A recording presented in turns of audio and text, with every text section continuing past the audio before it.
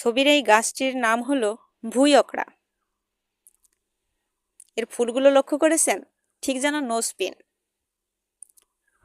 কি অপরূপ সৌন্দর্য! এই উদ্ভিদটি একটি বহুবর্ষজীবী লতা জাতীয় উদ্ভিদ, যা সাধারণত আর্দ্র স্থানে বা জলাভূমির ধারে জন্মে। এটি বনকর্পূর এবং জলপিপ্পলি নামেও পরিচিত। এর ফুল বসন্ত থেকে শরৎ পর্যন্ত ফোটে,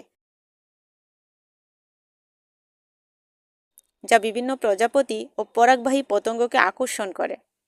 এর উদ্ভিদতাত্ত্বিক নাম হলো ফাইলা নডিফ্লোরা। এটিকে ইংরেজিতে ফ্রগ ফ্রুট বলে।